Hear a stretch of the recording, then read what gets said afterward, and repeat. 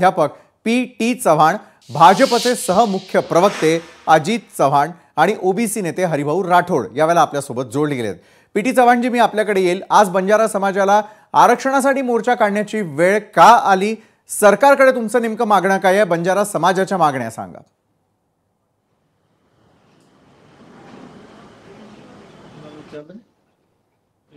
PT. Chavan, आपल्याला आवाज आला असेल तर आपण उत्तर देऊ शकता। सर, प्रश्न रिपीट करा।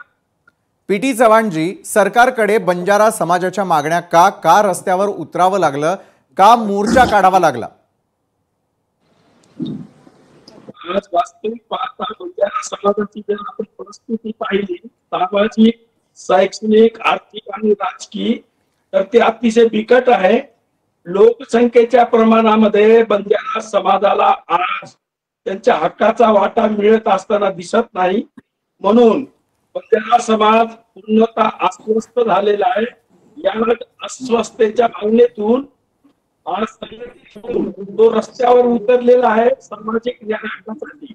म्हणजे आपण सामाजिक वास्तव बघितला महाराष्ट्रातील बंजारा समाजाचं साहेब, तर महाराष्ट्रात बंजारा समाज विजय या कॅटेगरी मध्ये येत आहे आणि या विजय कॅटेगरीत असल्यामुळं त्याला शैक्षणिक आणि राजकीय पुरेसं प्रतिनिधित्व मिळालेलं नाही लोकसंख्येच्या प्रमाणात। दुसरी गोष्ट, आंध्र, तेलंगणा, कर्नाटक येथे आमचे जे बांधव आहेत बंजारा बांधव, त्यांना कुठे एसटी आणि एसटीचा दर्जा प्राप्त असल्यामुळं त्यांना प्रगतीचा मार्ग खुला झालेला आहे।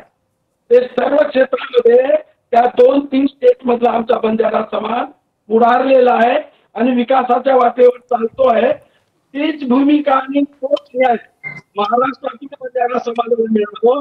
म्हणून आज संघटित होऊन 2-2 लाखाचे मोर्चे आज निघाले जालना आणि बीडला।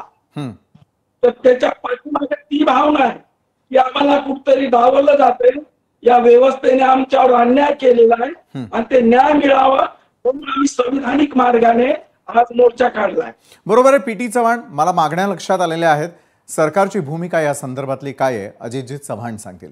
अजितजी, समाजामधला कुठलाही घटक हा डावलला जातोय या भावनेनं जर ग्रासलेला असेल आणि आज त्याला रस्त्यावर उतरावं लागत असेल तर त्याच्या थेट अपेक्षा या सरकारकडून असल्याचं आज आपण रस्त्यावरती पाहिलं महाराष्ट्रातल्या।